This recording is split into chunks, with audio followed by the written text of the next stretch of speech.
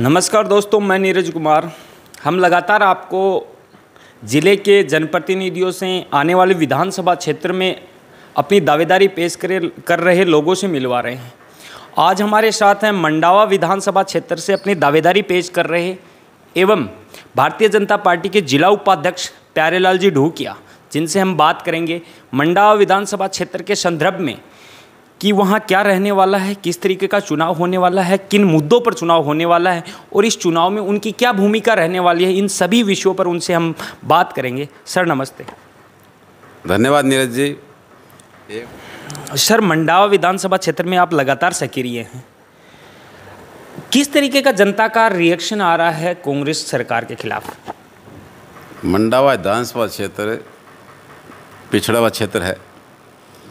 विकास के लिए ज़रूरत होती है शिक्षा की, ज़रूरत है चिकित्सा शिक्षा की या चिकित्सालय की, ज़रूरत होती है न्याय और न्यायालय की। आज आज़ादी के बाद मंडावा शहर में न कोई सरकारी कॉलेज है, न कोई बड़ा चिकित्सालय है, न चिकित्सा शिक्षा की कोई स्कूल कॉलेज है। जब कॉलेज नहीं है तो वहाँ विकास किस बात का होगा? सर्वांगीण विकास के लिए सब चीज़ें ज़रूरी हैं। शिक्षा में पिछड़ा हुआ है, चिकित्सा में पिछड़ा हुआ है, न्यायालय के नाम पर सबसे छोटा कोर्ट होता है मुंसिफ कोर्ट भी आज तक मंडावा विधानसभा क्षेत्र में नहीं खुला है। मैं शिक्षा से जुड़ा व्यक्ति हूँ। मैंने इन बातों को समझा तो राजनीति में आने का मन बनाया और लगातार मैं भारतीय जनता पार्टी का सच्चा सिपाही बनकर बूथ स्तर तक काम कर रहा हूँ कि जब राजस्थान प्रदेश में भारतीय जनता पार्टी सरकार बनेगी तो निश्चित रूप से मंडावा विधानसभा क्षेत्र का विकास होगा। सरकार वहाँ पर स्थानीय विधायक कांग्रेस की हैं, कांग्रेस की सरकार है। किस तरीके का आप भी लगातार जनता के बीच में जा रहे हैं, उनके खिलाफ किस तरह का विरोध या समर्थन देखने को मिल रहा है? स्थानीय विधायक का बहुत विरोध है, आम जन विरोध में है। कारण कि कर्मचारियों के जो अच्छे काम कर रहे थे उन कर्मचारियों का दूर ट्रांसफ़र कर दिया गया। उनको सिर्फ अपने बॉडी में अटेंडेंस देने वाले, हाजिरी देने वाले चाहिए, बाकी उनसे कोई मतलब नहीं है कोई कैसा पढ़ा रहा है। ऐसे कई उदाहरण हैं जिनकी वजह से आज कर्मचारी में रोष है। जब समय आएगा तब वो लोग आचार संहिता लगते ही एकदम ये मानिए कि सब खुल के हो जाएंगे कि रीटा हटाओ मंडावा बचाओ। रीटा हटाओ मंडावा बचाओ, ऐसी जनता में भावना है, लेकिन भारतीय जनता पार्टी के प्रति लोगों का किस तरीके का रुझान है? आज केंद्र में मोदी सरकार जिस तरह से काम कर रही है, दुनिया में धाक जमी है। ये इसके कई बहुत सारे उदाहरण हैं। जब रूस यूक्रेन का युद्ध हुआ, भारतीय छात्र वहाँ फंसे हुए थे।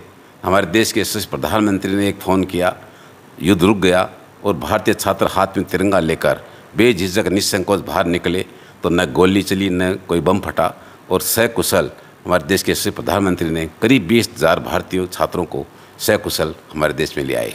ये केंद्र सरकार की मजबूती है। केंद्र सरकार की जो जन कल्याणकारी योजनाएं हैं वो हर वर्ग को साथ लेकर चलने वाली हैं। सबका साथ, सबका विश्वास, सबका प्रयास, सबका विश्वास के साथ भारतीय जनता पार्टी में केंद्र सरकार काम कर रही है। बात करें एक छोटी सी स्वच्छ भारत मिशन योजना, वो जो समझता हुआ जानता है कि कितनी महत्वपूर्ण योजना है। प्रधानमंत्री आवास योजना, उज्ज्वला गैस योजना, किसान सम्मान निधि योजना, जो हर वर्ग को टच करने वाली हैं।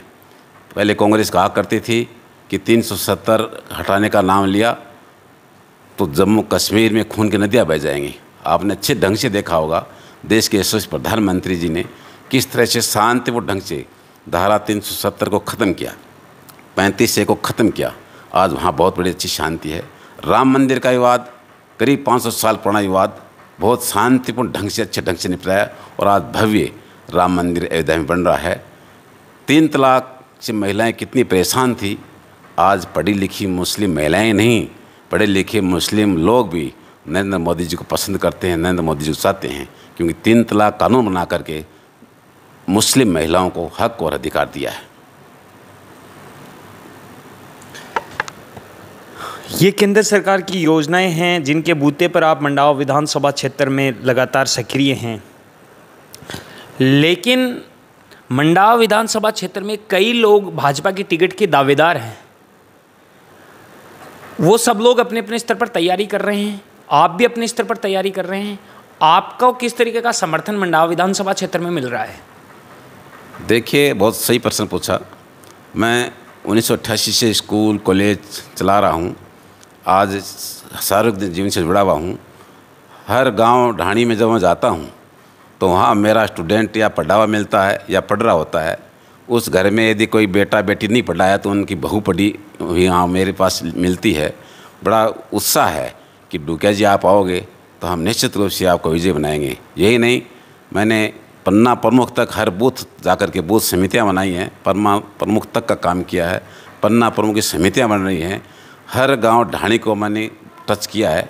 आज जितने लोग घूम रहे हैं उनमें से मैं दावे के साथ कह सकता हूं कि जितने घरों का पानी मैंने पिया है किसी भी दूसरे नेता ने नहीं पिया है। और वही एक कारण है, वही मेरी ताकत है। अभी 18 तारीख को जब परिवर्तन यात्रा का स्वागत सभा हुई तो किस तरह से करीब 10,000 लोग उमड़े। वो खुद अपने साधनों से आए और बड़े उत्साह के साथ आए।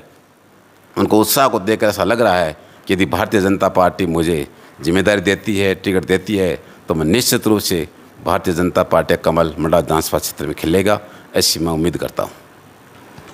मंडावा विधानसभा क्षेत्र की जनता आप पर विश्वास क्यों करे? ऐसा आपका मंडावा विधानसभा क्षेत्र के लिए क्या विजन है? वो अच्छी तरह से जानते हैं कि डूकिया जी कितने अच्छे व्यक्ति हैं, कितने मेहनती हैं, क्योंकि मैं सार्वजनिक जीवन से जुड़ा हुआ व्यक्ति हूँ। आज अस्पताल की बात हो, शिक्षा की बात हो, तो वो अच्छी तरह से जानते हैं कि डूकिया जी जो कहते हैं वो करते हैं।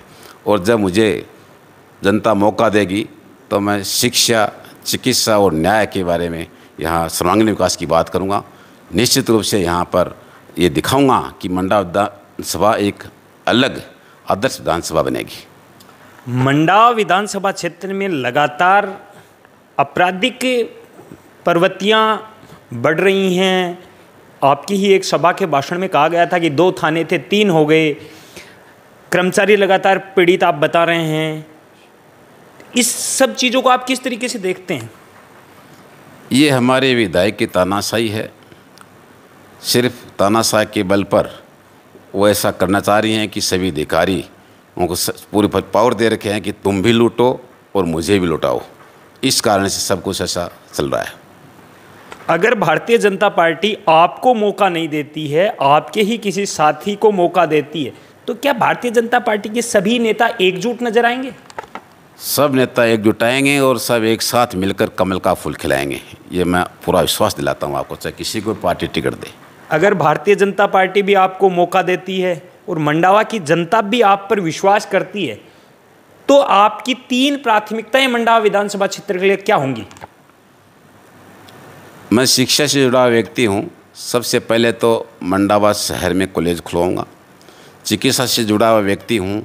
अस्पतालों पर विशेष रूप से ध्यान दूंगा कि बड़ा अच्छा अस्पताल बने, उप जिला अस्पताल बने और जहाँ सारे विशेषज्ञ बैठें, सारी जांच हों।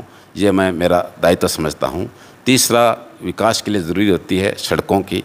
सड़कें बहुत ही अच्छी सी कंडीशन में बनवाएंगे। जो आज सड़कें बन रही हैं उनके लोग शिकायत कर रहे हैं कि ये तो सिर्फ फॉर्मेलिटी की जा रही है। कमीशन खोर जो ठेकेदार या प्रशासन की जो भी है वो जाने कहाँ ये गफलबाजी हो रही है, लेकिन सड़कें बहुत ही कमज़ोर स्थिति बन रही हैं। मैं यदि बनता हूँ तो विश्वास दिलाता हूँ कि इस तरह का जो कमीशन खोर है वो कोई नहीं रहेगा, न कोई लूट होगी। मेरे अधिकारी वही रहेंगे जो सही ढंग से काम करेंगे, वही ठेकेदार होंगे जो सही काम करेंगे।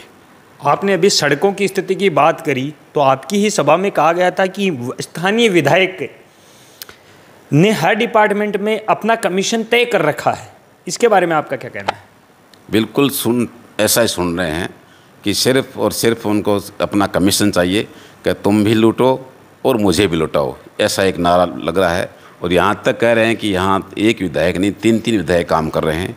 एक सीनियर लीडर मंडावा में बैठता है, एक उनका बॉडीगार्ड वाईजी बन के एमएलए बन के एक बात कर रहा है और खुद एमएलए हैं। तो इस तरह के हालात ऐसे हैं कि आज टमकोर, उधर बाड़ेट, ख्याली से लेकर चूड़ी तक बहुत ही ऐसा वातावरण बना हुआ है कि कब आचार संहिता लगे और कब हम खुल करके बोले। मंडावा विधायक रीटा चौधरी के पीएसओ द्वारा एक पूर्व सरपंच को धमकाने का एक मामला सामने आया था। इस तरीके के अनेक मामले मंडावा विधानसभा क्षेत्र में सामने आए हैं, इनके बारे में आपका क्या कहना है? बिल्कुल सच है, उनका वीडियो सबने वायरल भी हुआ था, सुना होगा। हम एसपी साहब से मिले भी थे, उसके बाद उन्होंने माफ़ी भी मांगी। उन्होंने ये कहा कि ठीक है, हम आगे ध्यान रखेंगे, लेकिन ये कहने की बात है, फिर भी वो पीएसओ तो आजीवन के घूम रहे हैं।